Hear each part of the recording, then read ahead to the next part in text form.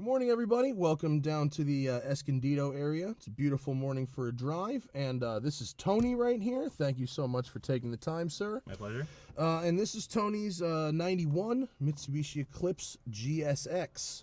We have filmed Tony's car for Tune before, but rather than doing something real, we made a pharmaceutical commercial. So we figured we'd revisit the car and actually talk about it for real this time. So remind me what's going on with your car. Well, I've had it for about 10 years. It's probably somewhere in the neighborhood of 450 horsepower at the wheels on 91 octane. Highly modified. Engine's been all built and everything. Built head, cams, intake manifold, fuel system, standalone, bigger turbo, all that good stuff. All the good stuff. All the good stuff. And power seat belts. Power seat belts. Power seat belts. So you've had this car for a long time, right? I've had it for about 10 years now, and it's my third Eclipse total. So. And it's as far as Eclipses go, this one's pretty clean, pretty nice. It definitely presents well. And I've driven it before, and it was a little off when we did it before, but apparently it's good to go now. And should be good now. All right, so power seat belt. Oh, here we go. Plenty of gas. There we go. All right. Let's see what's the best way out here, bro? Just go around there. The clutch, I forgot. The clutch is touchy on this car. Yep. There we go.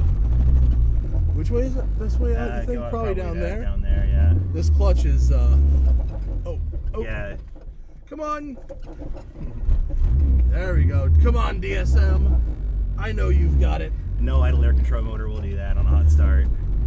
All right, there we go. Off we go. Off we go. Chattery clutch and everything. We go windows up. There we go. All right. Short shifter. And not even in terms of throw, just the length of it is very short. It's actually stock. Is it? Yep. That's the stock shifter? That is a stock shifter, yes, wow, sir. That's pretty good. Yeah. This road is pretty tight. So what do you have for suspension in here? So I'm running Kona yellows all around with ground control coilovers, 400-pound springs in the front, 350-pound in the rear, upgraded rear sway bar, Yoshi Fab camber plates, and urethane bushings in the control arms. Oh yeah, it is definitely feeling good. A little grindy going into fourth sometimes. Little crunchy. The transmission is all built, but it's probably about 10 or 12 years old, so it could definitely use a freshening up. So these 4G63 engines, this car is like pretty much the predecessor to the Evo. Yeah. I guess technically the Galant VR4 is, but this technically, yeah. Was this before that even? No, the Galant VR4. The Galant VR4 was first. Yeah, the Galant VR4 was first in Japan, but they didn't come to the U.S. until '91. This was in the U.S. in 1990. All right. This road is super tight, so let's see how the handling is. Very 90s steering. You got to input quite a bit. Yep. But there is grip there once you get it set. What's the red line on this car? The factory red line is 7,000. You can take mine to 9,000 now. 9,000? Yes. Oh my God. Yeah, these engines like to rev. Well, despite the the all-wheel drive and stuff, it actually feels pretty light on its feet.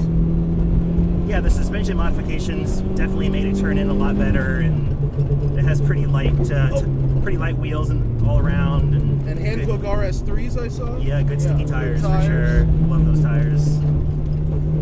Man, I wish there was like a steering rack quickener, because I feel like with a quicker rack, this thing would dance like a ballerina. It wouldn't hurt. It would probably be a lot like an Evo. If that it really would. Yeah. But I like that it's like an Evo, but small. Yes. Really small. But unfortunately, about the same weight. Oh, is it? Yeah, they weigh about the same as an Evo. You got to keep your eyes up on this road. Yes, I don't know this road very well. In fact, this is my first time on it, so. Whee! These engines, they vibrate. Yeah, they throw off some vibrations, all of them, all the way up to the brand new Evos. They did come with balance shafts from the factory, which are supposed to help that, but I of course took them out because that's what you do. Is that why do you take them out? Well, they're kind of a parasitic loss. Okay. And they decrease oil pressure quite a bit. So if you can deal with the vibration, it's worth just getting rid of them, huh? Yeah, and then I also added to it by putting urethane motor mounts in, so that doesn't help either. Jesus, when you get into boost, which is around 4,000, maybe 4,200, it wants to jump out of its own skin, Yeah, it does. It really starts to come alive about 55, 6 grand. I'm in third here, but I feel like second is really. Yep, there it is. Jesus. When it gets boost, you get through the second half of that RPM band pretty quick, don't you? Yeah, you gotta be ready to shift. Can we get a little vent in here? It's getting Sure. a little toasty. We don't need AC, but some fresh air wouldn't hurt. Oh, look at that. Wow, if you bonk that corner, you are dead. That is a straight off the cliff corner. Yeah, it's a little sketchy. Oh, we caught somebody. We've caught someone.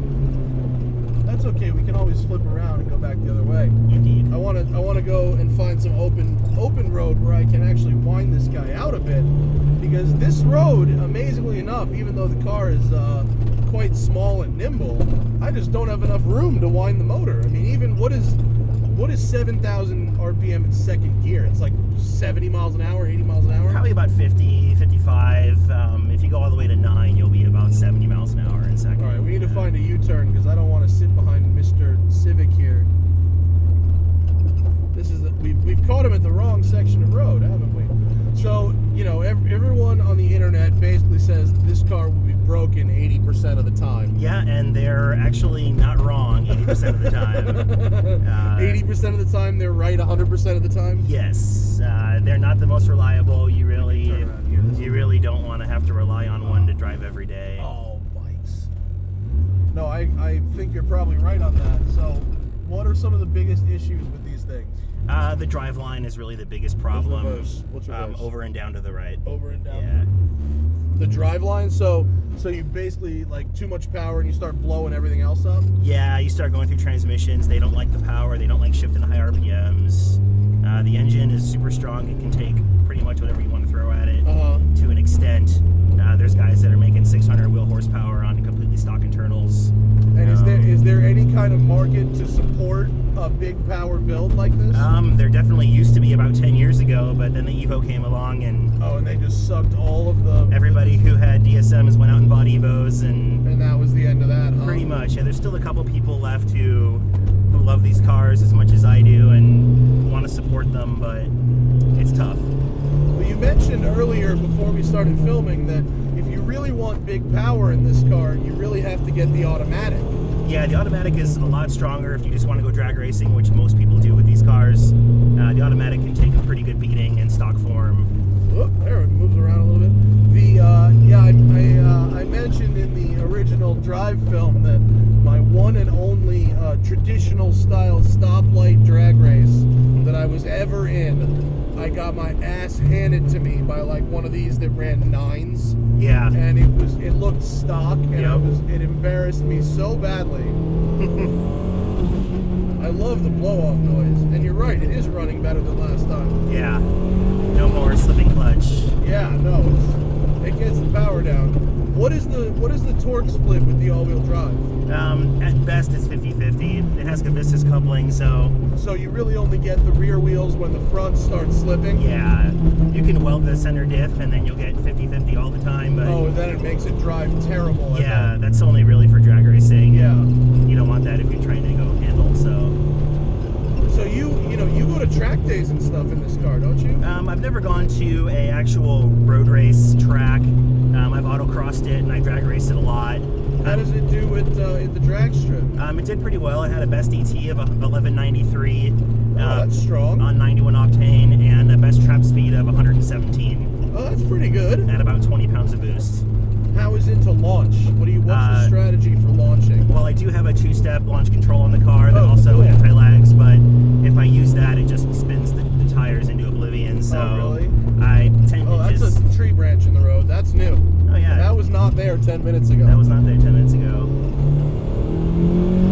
God, man, when you get above 5, does this thing really start ripping? This road is wonderful, but it's a little tight. We're gonna have to find an open space to really let the motor run. I think if you turn right at the bottom and go down that road a bit, you can open it up there. It's a lot of fun. It feels crazy power on the turbo. Yeah. Nothing off boost. Yeah, Here's it's not torquey at all. 3,000 RPM third gear, and it's nothing. Yep. And then once once you get to 4, it's everything all at once. The turbo is a FP3065, which is a custom deal. A company called Force Performance makes it. GT35R compressor wheel with a 30R exhaust wheel and its dual ball bearing. But I've made a lot of modifications to the cylinder head and intake manifold and cams, so it doesn't have a lot of power down low. But the power band is very S2000-like. You have to really wind it out. On Well, why am I in third then? Let's stay in second. On the dyno, the power just kept climbing all the way up to about 8,000, and the torque just came up and stayed flat, so pretty nice. It's got really good power. You just have to be willing to beat the hell out of the engine. Yeah, you really got to wind it out. It's really nice. I mean, it's for a, 25-year-old car. Pretty much 25, yeah. God damn. It just wants to break all 4 tires loose when you hit boost in second. It will do it, too.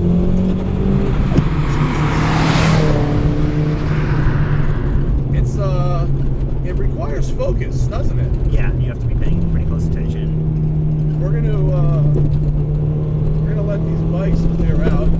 I gotta feel what like a 3-gear pull feels like on a straight road. Yes, but you the do. handling is good. I mean, it's got really good grip. It's got really good brakes. What are these brakes? They're just the factory dual piston brakes that came on an all-wheel drive car. Not real big or anything. Only 10.8-inch rotors in the front. Hawk brake pads, stainless steel lines, fluid. They got good brakes though. Yeah, they're not bad. The pedal feels good. All right, so we're gonna. Yeah, just smash it in first gear. Smash it in Just first gear. smash it. All right, smashing.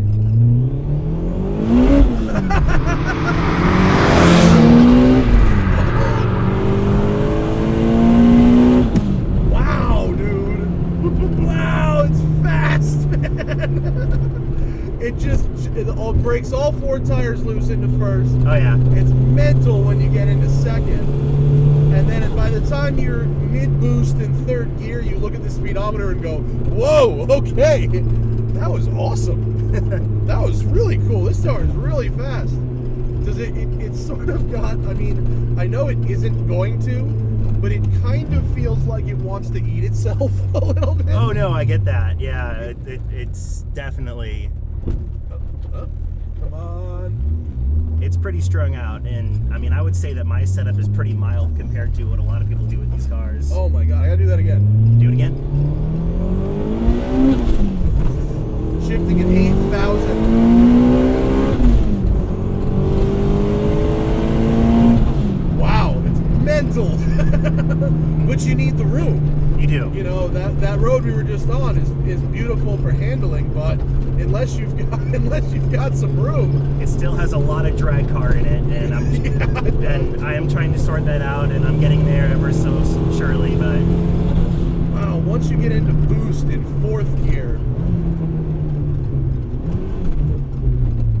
that was awesome.